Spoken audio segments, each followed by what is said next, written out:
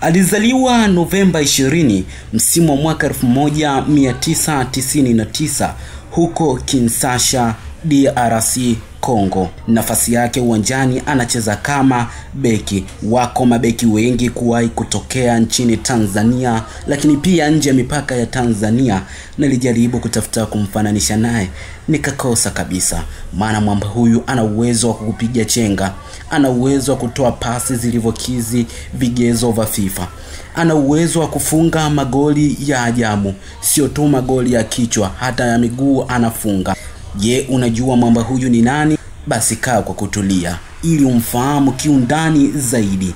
Mwamba huyu alibahatika kucheza vilabu mbalimbali, na hivi tu ni baadhi ya vilabu. Alianza katika klabu yake ya nyumbani kabisa iliyofahamika kwa jina la FC Santa Leopold ya DRC Congo, lakini pia alibahatika kuonesha kiwango kizuri kabisa katika klabu hiyo. Hatimaye akaamua kucheza katika vilabu tofauti, na hivi sasa msimu wa mwaka 2024-2025 akasajiliwa na klabu ya Young Africans yenye makazi yake jijini Dar es Salaam kwa ajili tu ya uchezaji wake mzuri. Anatoa pasi nzuri, magoli bora alishawahi kufunga. Mwamba huyu alishawahi kuchukua tuzo ya mchezaji bora wa mwezi. Je, unamjua ni mchezaji gani?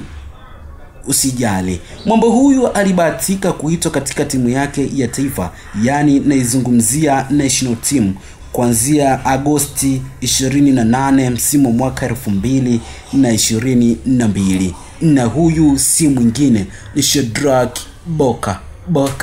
Wewe ni mtu wa maana sana, ugewe maua yako, maana unajua mpaka unajua tena. Sometime naweza nikasema unajua mpaka unaboa.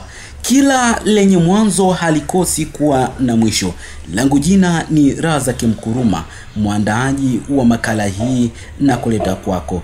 Hii ni Simulizi Dhahiri TV. Don't forget to subscribe, comment, kushare ili kujipatia taarifa mbalimbali za wachezaji, lakini pia za vilabu mbalimbali.